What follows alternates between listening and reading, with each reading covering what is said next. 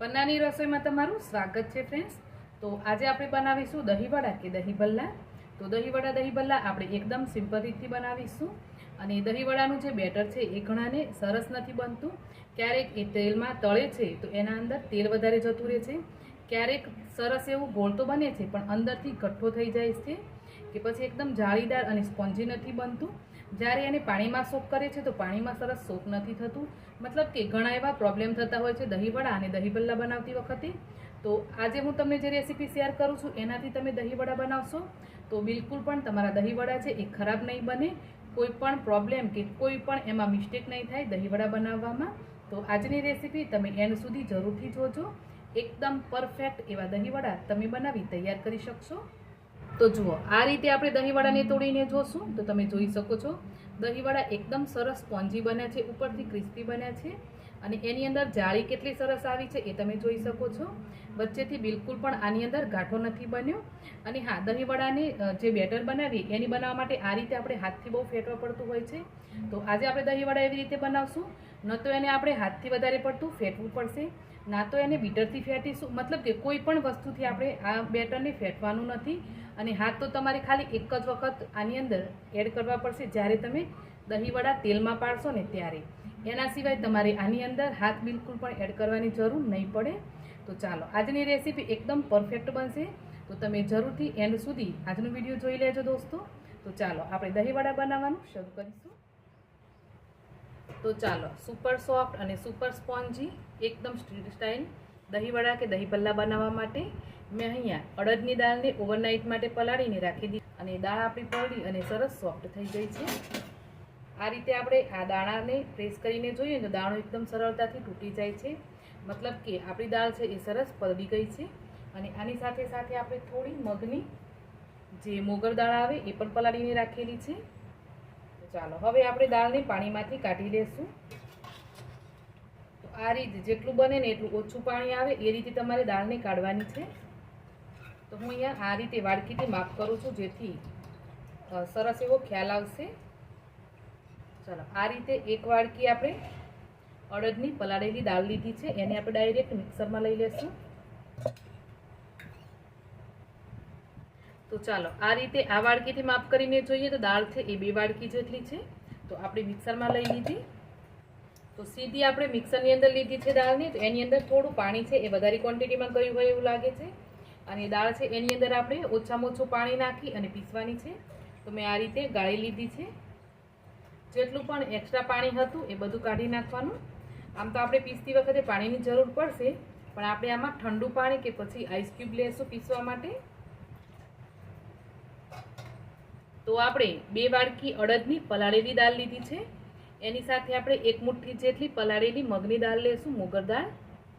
અડધી વાડકી નથી લીધી, તમે જોઈ શકો છો અડધી વાડકીથી થોડી ઓછી દાળ છે। તો મગની દાળ છે એ નાખવી હોય તો નખાય, નહીં તો ના નાખવી હોય તો તમે સ્કીપ પણ કરી શકો છો। અને હવે આપણે બંને દાળને પીસવાની છે। તો એની સાથે આપણે 2 લીલા મરચાં અને 1 ઇંચ જેટલો આદુનો ટુકડો મેં લઈ લીધો છે। અને દાળને પીસતી વખતે તમારે આની અંદર મીઠું નથી એડ કરવાનું, મીઠું આપણે હજુ પાછળથી એડ કરવાનું છે। તો અત્યારે આપણે દાળને પીસવા માટે આઈસ ક્યુબ એડ કરી દઈશું। આઈસ ક્યુબ એડ કરવાના, કાં તો પછી ઠંડુ પાણી લેવાનું, એટલે દાળ છે ને સરસ પીસાશે। આ રીતે મેં 3 આઈસ ક્યુબ એડ કરી દીધા છે અને હવે આપણે દાળને પીસી લેવાની।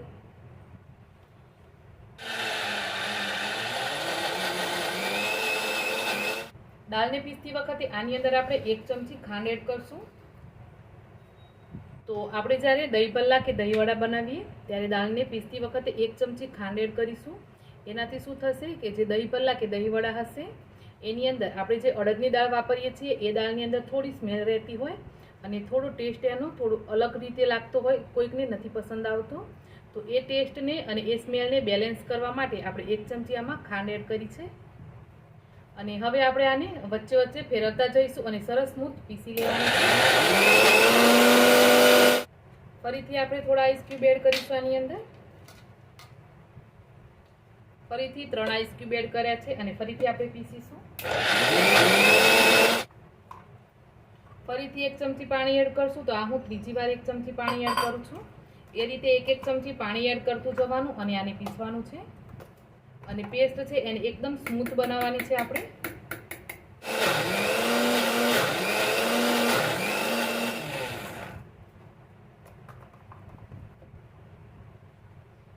જુઓ આ રીતે એકદમ સ્મૂથ આપણે આની પેસ્ટ બનાવવાની છે, વધારે પડતું પતલું પણ નથી કરવાનું અને એકદમ સ્મૂથ પીસવાનું છે. તો આને તમે મિક્સરની અંદર જેટલું પીસશો એટલું તમારે આને જ્યારે બીટ કરશો ને ત્યારે એને ઓછું કરવું પડશે. એને ફ્લફી બનાવવા માટે અને હલકું બનાવવા માટે થોડી આપણે મહેનત ઓછી કરવી પડશે.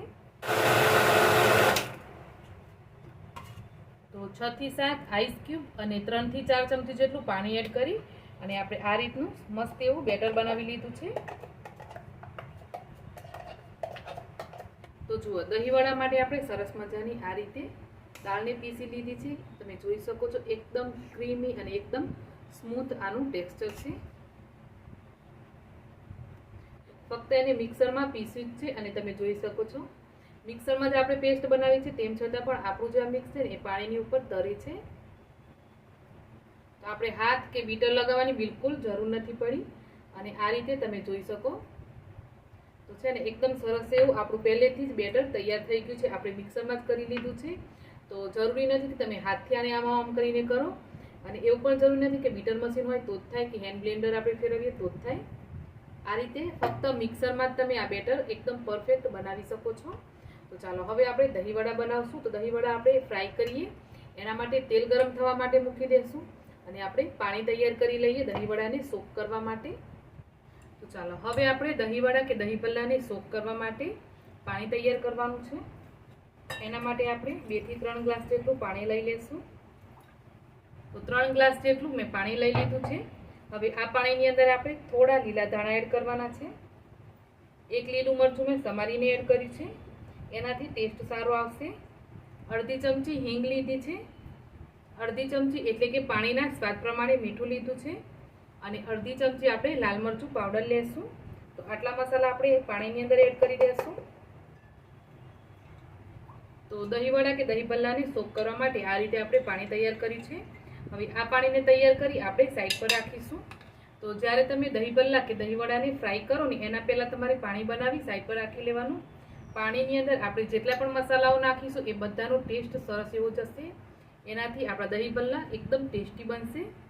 તો ચાલો આ રીતે પાણી તૈયાર કરી આપણે સાઈડ પર રાખી દઈએ આને. તો હા, આપણે જ્યારે દાળ પીસી ત્યારે એને મિક્સરની અંદર જ સરસ એવી પીસી લીધી છે અને એકદમ સોફ્ટ અને એકદમ ફ્લફી તૈયાર થઈ છે. આનાથી જે આપણા દહીં ભલ્લા કે દહીંવડા બનશે એકદમ સોફ્ટ અને એકદમ સ્પોન્જી બનશે. તો એવું નથી કે તમે હાથથી આને બહુ બધી ફેટો ત્યારે જ એ એકદમ સોફ્ટ અને ફ્લફી બનતું હોય છે. ફક્ત તમે આને મિક્સરમાં વધારે થોડું ગ્રાઇન્ડ કરશો ને તો આ રીતે એકદમ મસ્ત એવી એની પેસ્ટ તૈયાર થઈ જશે દોસ્તો. તો હેન્ડ બ્લેન્ડરની પણ જરૂર નહીં પડે, ના તો તમારે કોઈ વિસ્કરની જરૂર પડશે આને મિક્સ કરવા માટે અને હાથથી આમ કરીને મિક્સ કરવાની તો તમારે બિલકુલ જરૂર નહીં પડે. તો ચાલો આ રીતે આપણે સરસ એવું બનાવી લીધું છે. ફરીથી એકવાર હું તમને ચેક કરાવું. આ રીતે આપણે થોડું મિક્સ લઈ અને પાણીમાં એડ કરીશું.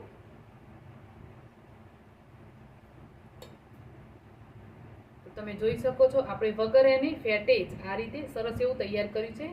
તો એને હાથથી આપણે ફેટવાની બિલકુલ જરૂર નથી પડી.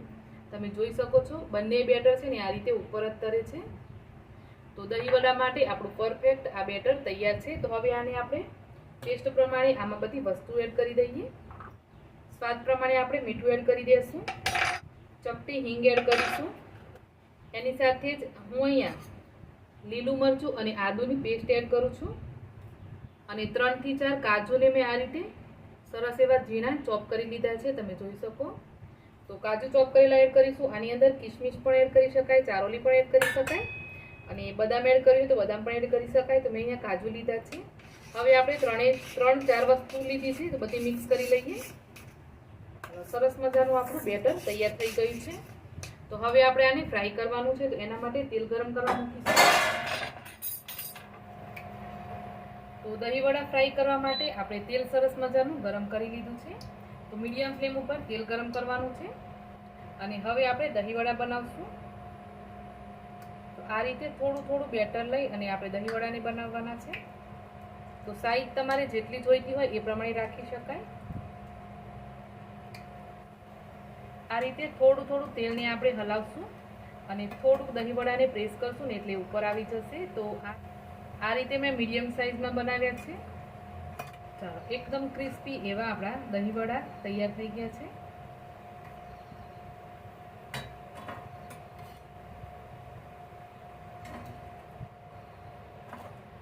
એકદમ સરસ મજાના પકોડી જેવા દેખાય છે. હવે હું થોડા મોટી સાઈઝના બનાવું છું, જે રીતે આપણે માર્કેટમાં ખાઈએ ને દહીંવડા મોટા મોટા સાઈઝમાં હોય એવા.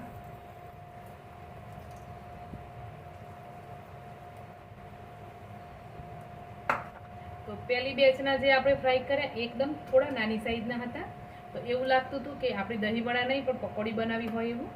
તો આપણે થોડા બીજી બેચના મોટા બનાવી લીધા છે.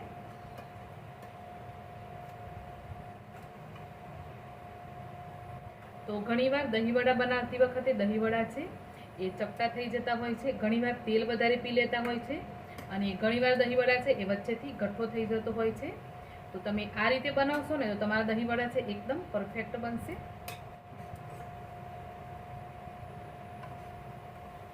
તો ચાલો, દહીંવડા આપણા સરસ મજાના ફ્રાય થઈ ગયા છે, તો આપણે એમને કાઢી લેશું.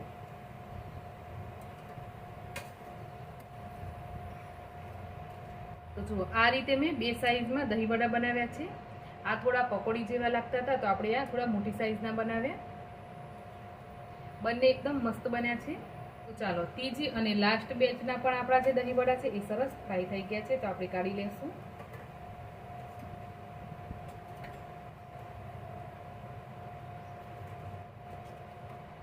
તો ચાલો, દહીંવડા આપણા બધા જ મસ્ત એવા ફ્રાય થઈ ગયા છે. એક દહીંવડાને હું તમને તોડીને પણ બતાવું વચ્ચેથી.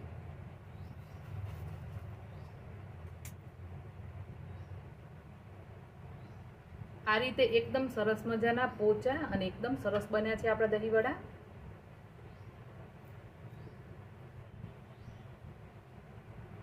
ચાલો, હવે આપણે દહીંવડાને જે આપણે પાણી બનાવીને રાખ્યું એમાં સોક કરી લઈએ.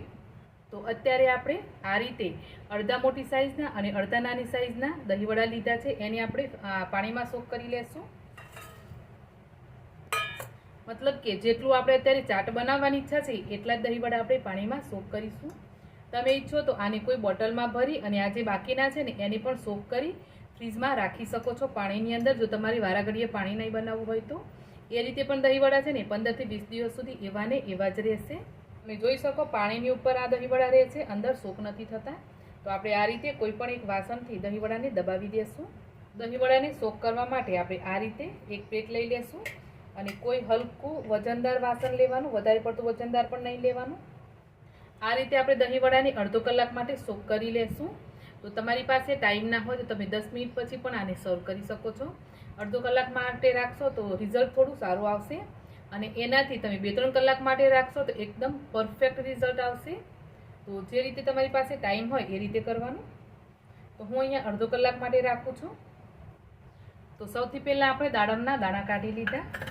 હવે આપણે મીઠું દહીં બનાવશું, એના માટે દહીં લઈ લેશું. આ રીતે 2 મોટા ચમચા દહીં લઈ લેવાનું. એની અંદર આપણે થોડું પાણી એડ કરશું. 2 મોટી ચમચી આપણે ખાંડ એડ કરીશું. તો દહીંની અંદર તમારી ખાંડ એટલી લેવાની કે દહીં જેટલું ખાટું મોળું હોય એ પ્રમાણે થોડી વધતા ઓછી કરીને તમે ખાંડ લઈ શકો છો. હવે આપણે દહીંને મિક્સ કરી લઈએ. તો દહીં છે એને આપણે એકદમ સ્મૂથ બનાવવાનું છે, તો આ રીતે વિસ્કરથી આપણે એકદમ સ્મૂથ બનાવી લેશું. તો ચાલો, ચાટ માટે આપણું ખાટું મીઠું સરસ મજાનું દહીં તૈયાર થઈ ગયું છે. એની સાથે જ મેં ગ્રીન ચટણી અને લાલ ચટણી પણ લીધેલી છે, જેની રેસીપી આપણે લાઈવમાં શેર કરેલી છે, તમે જોઈ શકો. દહીંવડાને સોક કરી આપણે 10 થી 15 મિનિટ જેટલો ટાઈમ થઈ ગયો છે. તો 10 થી 15 મિનિટ માટે આપણે સોક કર્યા છે, અને દહીંવડા તમે જોઈ શકો છો સરસ મજાના સોક થઈને ફૂલી ગયા છે. તો આપણે એમાંથી પાણી કાઢી લેશું.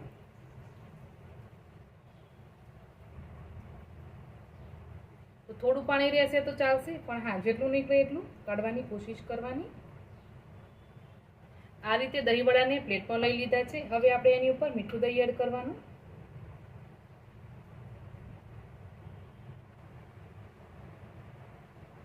આ રીતે આપણે મીઠું દહીં એક દહીંવડા ઉપર રાખીશું. દહીંની ક્વોન્ટિટી વધતા ઓછી રાખી શકો છો, તમારે જે રીતે પસંદ હોય એ રીતે. હવે ગ્રીન ચટણી એડ કરીશું આપણે, તીખી. ગ્રીન ચટણી પછી મીઠી ચટણી એડ કરીશું.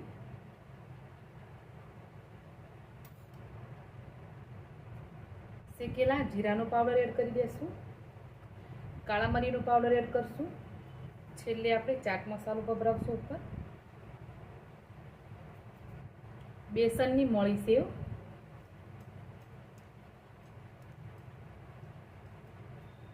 અને છેલ્લે દાડમના દાણા.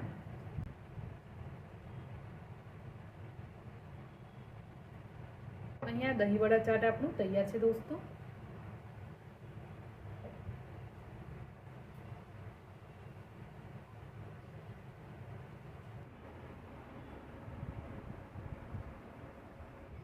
આ રીતે એકદમ સોફ્ટ અને એકદમ ટેસ્ટી એવા દહીંવડા બન્યા છે. તો તમે એકવાર આ રેસીપી જરૂરથી ટ્રાય કરજો દોસ્તો. તમારે પણ દહીંવડા એકદમ પરફેક્ટ બનશે. તો ચાલો ફરી મળીશું આપણે નેક્સ્ટ રેસીપી સાથે. આવજો.